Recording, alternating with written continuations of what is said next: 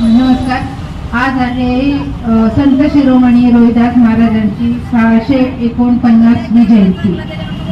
संत रोहिदास महाराजांना विनम्र अभिवादन. संत रोहिदास महाराजांनी आपला चर्मकार समाजाची खूप मोठमोठे संदेश दिले. शांतता, संयमी त्यांचं नेतृत्व होतं.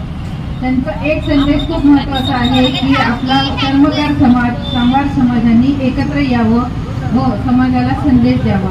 चर्मकार समाज हा एक जात नसून तो एक कार्याचा भाग आहे. अनेक चर्मकार समाजामध्ये जे आहे तो व्यवसाय करतात. चप्पल बनवणे, बूट बनवणे, चमड्याचे सर्व वस्तू बनवणे. पण काही लोक त्याला जातीमध्ये घेतलं जातं, पण हे नाही, हा त्यांचा व्यवसाय आहे आणि व्यवसायावरून त्यांची जात निर्माण झालेली आहे.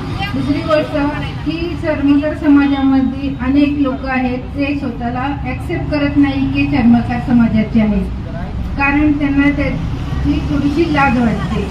त्याच्याप्रमाणे बोलावं लागत आहे की समाजामध्ये आता आज जयंती आहे, किंचित लोकच आपल्या कार्यक्रमात आली होती असे नाही. खूप मोठा समाज आहे पण ते ॲक्सेप्ट स्वतःला करत नाहीत, त्यामुळे एकत्रच येत नाही. फक्त एक गोष्टीसाठी एकत्र येतात की त्यांना जातीचा दाखला पाहिजे असतो आणि दुसरं म्हणजे लग्नासाठी मुलगी किंवा मुलगा पाहिजे असतो त्यांच्याच जातीचा. त्यासाठी या समाजांनी एकत्र यायला पाहिजे आणि रोहिदास महाराजांची विचार सर्व ठिकाणी पोचवले पाहिजे आणि सर्व समाजाने एकत्र येऊन आपला समाज मोठा केला पाहिजे. धन्यवाद.